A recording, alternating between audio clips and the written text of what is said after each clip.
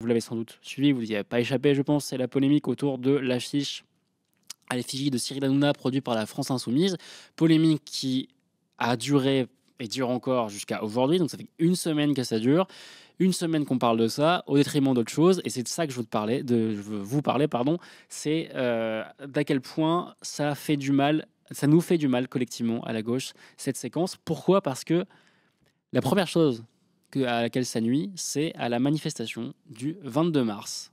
Donc le 22 mars, c'est samedi prochain. Samedi prochain était prévu et est toujours prévu une manifestation contre des manifestations, même pas une manifestation, des manifestations partout en France contre le racisme et le fascisme, contre l'extrême droite et ses relais, nous diraient d'autres.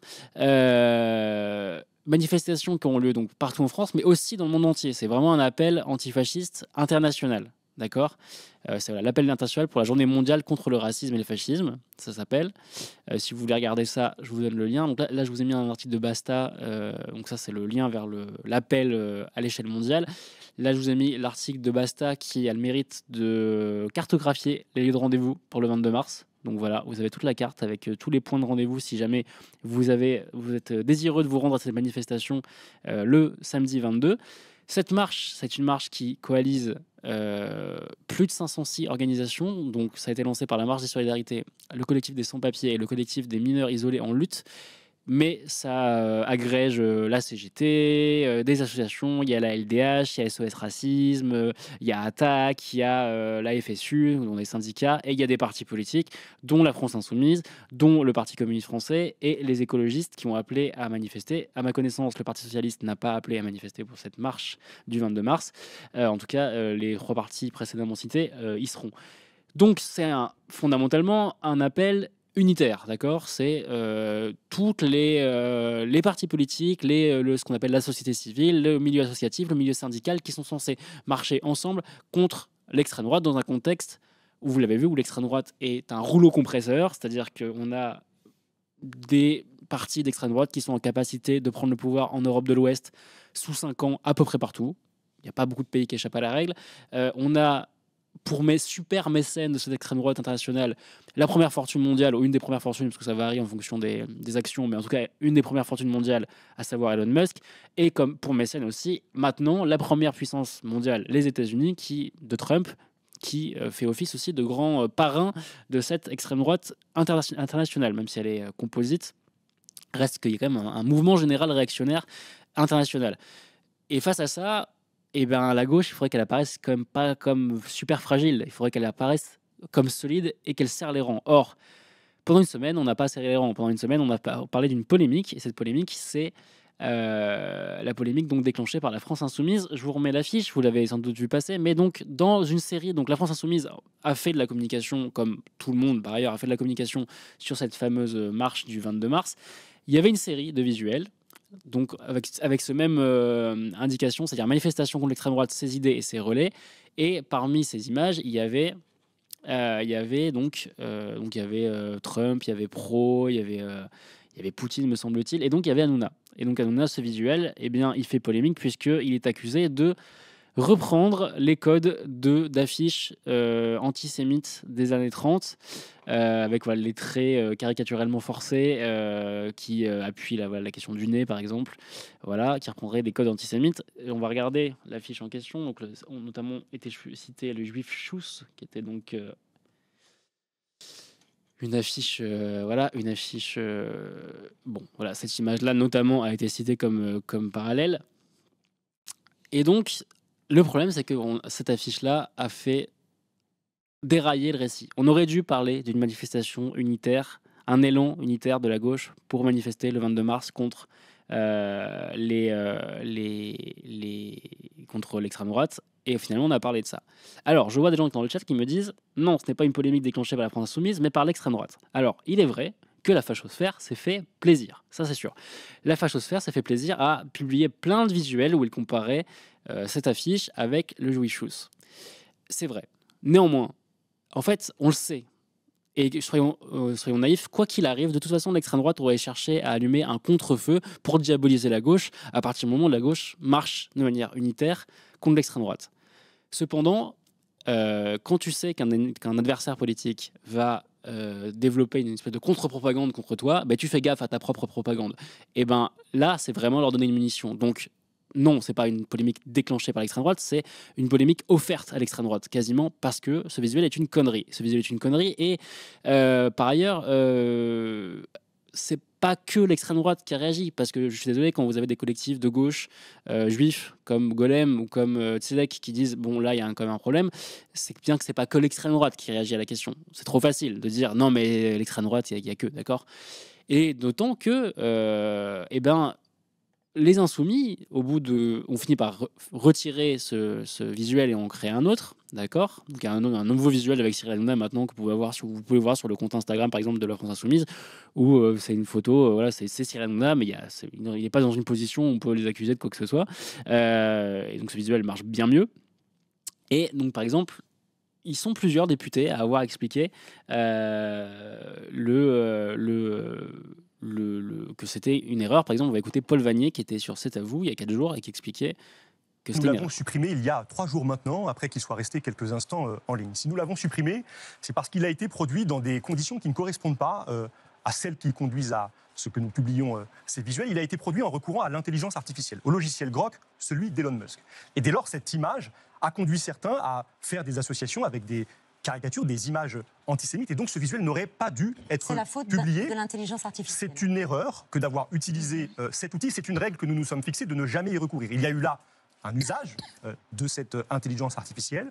Donc, ce visuel n'aurait pas dû être publié. Et je veux dire à nos téléspectateurs que nous avons pris des mesures, d'ores et déjà, pour ne pas nous trouver dans une situation semblable. Et surtout, je veux dire que la France Insoumise n'a jamais visé et ne visera jamais une personne en raison de son appartenance religieuse ou de son origine supposée. Si Cyril Hanouna est parmi beaucoup d'autres personnalités, est sur un visuel de cette campagne qui appelle à une marche le 22 contre l'extrême droite et contre le racisme, c'est en raison des prises de position publiques de Cyril Hanouna, qui en fait un relais des idées de l'extrême droite. Voilà. On lui rappelle le sens de ce que c'est. Parce qu'encore une fois, avec le fait que Cyril Hanouna soit sur une affiche qui s'attaque au relais de l'extrême droite, personne n'a de problème avec ça. Hein. Je veux dire, Cyril Hanouna est de fait un relais de l'extrême droite. Là-dessus, il n'y a aucun souci. Le problème, c'est comment tu mets en scène ton adversaire et si tu peux éviter de donner des billes à l'extrême droite, parce que, encore une fois, cette affiche-là, elle a permis à l'extrême droite de raconter, par exemple, ça. Alors, on va s'attacher chez Hanouna sur Europe 1, on va l'écouter rapidement. Je rappelle que l'extrême droite, c'est la France Insoumise, hein, donc je relaie jamais les idées d'extrême droite. Ah oui, c'est ça. Non mais jamais. Jamais ils vont manifester contre l'extrême droite sans se rendre compte qu'ils en sont les héritiers, parce qu'on voyait ça dans la France de Vichy, des caricatures antisémites comme celle-ci. Ils ont quand même... Voilà, Évidemment que c'est complètement con ce que raconte Cyril Hanouna. En gros, la France Insoumise, c'est l'extrême droite et le mec de Valeurs Actuelles qui nous explique que c'est les continuateurs de Vichy. Tout ça est complètement absurde. Mais s'il n'y avait pas cette affiche-là, ce serait quand même plus facile de les démonter en face.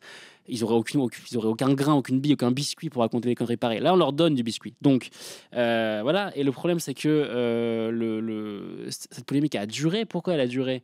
Parce que eh bien, vous avez sans doute écouté. Donc là, on voit les députés insoumis qui sont en opération déminage. On a donc Paul Vanier qui explique que c'est une erreur. On a aussi, je vous montre rapidement l'extrait, on a aussi Manon Aubry qui a reconnu que c'était une affiche maladroite sur RTL.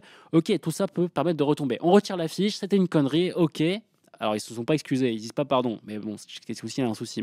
Mais ça n'aide pas à arrêter la polémique. Mais ok, on retire, excusez-nous, on met un nouveau visuel et on n'en parle plus. Le problème, c'est que dimanche, Jean-Luc Mélenchon est invité sur un plateau télé pour en reparler.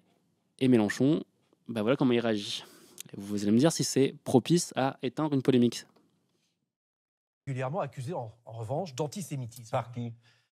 Vous avez vu aujourd'hui tout ce qui se passe autour de ce qu'on peut appeler l'affaire Cyril Hanouna, cet animateur de télévision caricaturé. Qui, monsieur Le Tellier ? Vos opposants de droite, par exemple. Oui. Ils vous accusent de ça. Oui.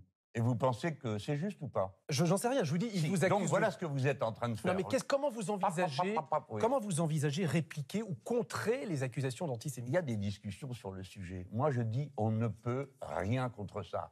Bien faire notre travail et laisser brère. Pourquoi ? Parce que c'est une offensive, cher monsieur Le Tellier, politique, vous venez de le dire. L'affaire Cyril Hanouna, c'est une offensive? Mais évidemment, vous n'avez qu'à regarder où ça démarre, renseignez-vous un peu. Ça démarre sur les réseaux sociaux par l'extrême droite, puis c'est relayé par la sphère médiatique Bolloré, qui tient beaucoup d'appareils, et après, vous avez tous ceux qui sont là pour aboyer en cadence et dire oui, oui, oui, parce qu'ils pensent qu'ils vont nous disqualifier comme ça, parce qu'ils n'ont rien d'autre, monsieur Le Tellier, c'est ça qui est fantastique à voir. À part cette accusation, que peuvent-ils dire aujourd'hui contre la France insoumise? Nous ne nous sommes pas trompés sur l'OTAN, nous ne nous sommes pas trompés sur Trump. Restons sur l'antisémitisme 2 secondes, parce que ça vous colle au basque, vous voyez bien. Non, non, non. Régulièrement, ça ça revient. Mais regardez. Ça revient. Oui. Alors, juste une chose. Non, non, mais attendez, regardez ce que vous êtes en train de faire. L'extrême droite accuse, puis ça monte dans la sphère Bolloré. Puis tous les gentils, comme vous et les autres, disent « Ah, quand même, il y a un problème », c'est-à-dire que vous nous recollez la pancarte. C'est exactement comme ça qu'on fait pour attribuer une étiquette. Par exemple, vous êtes radin, tout le monde le sait, personne ne le dit. Cyril Hanouna, non, mais attendez, vous êtes radin ou pas? est-ce que ça a été une erreur ou pas? Écoutez, vous êtes radin ou pas? Non. L'affiche Cyril Hanouna, c'est une erreur ou pas? Mais écoutez, monsieur, pourquoi vous me posez cette question? De quel droit? De quel droit? Qui vous êtes? Parce que c'est vous. Vous m'accusez? Est-ce que vous m'accusez? Pas du tout. Alors, taisez-vous. Vous êtes en train de continuer une campagne qui a démarré à l'extrême droite contre nous. Il ne fallait pas publier ce visuel. Alors, attendez. Donc, question. maintenant, on demande à l'extrême droite ce qu'on peut publier ou pas. Vous pensez que la tête de M. Hanouna, comme la mienne, ne peut pas être caricaturée? Moi, je suis caricaturé continuellement. Vous voulez que je vous montre les caricatures de Charlie Hebdo? Et ça n'est pas de l'antisémitisme. Ben, pourquoi ça serait de l'antisémitisme? Ça suffit. Ça suffit maintenant. Merci, Jean-Luc Mélenchon, d'avoir accepté notre invitation dans Dimanche en politique. Tout de suite, vous êtes régulier. Voilà. Bon, on va pas faire une analyse de séquence entièrement. Première chose, juste, on ne parle pas comme ça à un journaliste quand bien même on est agacé par ses questions, d'autant qu'il ne pose pas des questions. Enfin, je veux dire, on a analysé à ce micro des séquences avec d'interviews où on avait des journalistes beaucoup plus agressifs envers des gens de gauche, qui avaient un cadrage dégueulasse. On avait notamment analysé l'épisode de Bourdin qui interviewait Rima Hassan il y a 15 jours, je ne sais pas si vous vous souvenez, si vous étiez là. On a déjà montré, là, en l'occurrence, il pose des questions de manière assez neutre, on va dire. En tout cas, il pose des questions sur un ton qui n'est pas du tout de l'agressivité.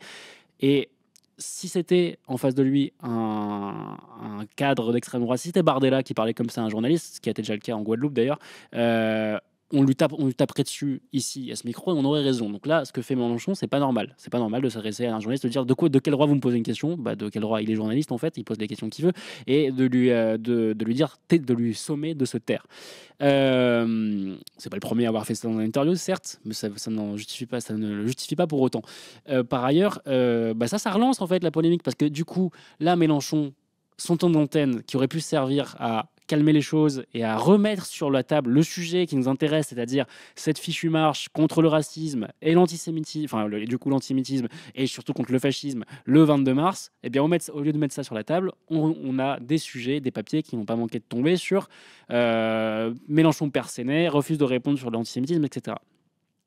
Encore une fois, quand on est censé incarner la lutte contre le fascisme et quand on est le parti qui veut incarner aussi l'antiracisme, c'est pas le seul, mais la France Insoumise a prétention à incarner l'antiracisme politique, eh bien, on est irréprochable. Et en l'occurrence, l'affiche en question, franchement, je suis même pas sûr qu'il y ait une intention antisémite, je pense pas, sincèrement.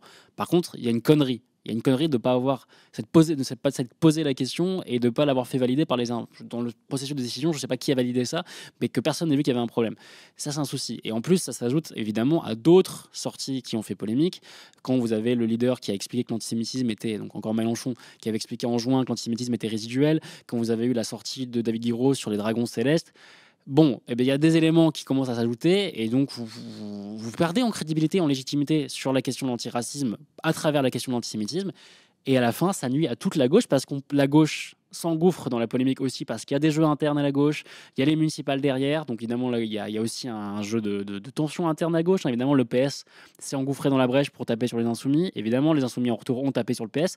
Donc on a une gauche qui se tape sur la gueule alors qu'on est face à un rouleau compresseur d'extrême droite qui est beaucoup plus structuré, beaucoup plus rassemblé, qui a l'argent. Il est peut-être temps d'être un peu responsable et de se poser les bonnes questions et d'arrêter de se foutre sur la gueule et de faire durer des polémiques qui auraient pu s'éteindre encore une fois beaucoup plus tôt, même si encore une fois on n'est pas dupe du fait que la fachosphère s'en est largement servi, l'a largement instrumentalisé. Mais de toute façon, l'extrême droite veut nous diaboliser. Je veux dire, on est dans une stratégie de renversement des signifiants par l'extrême droite.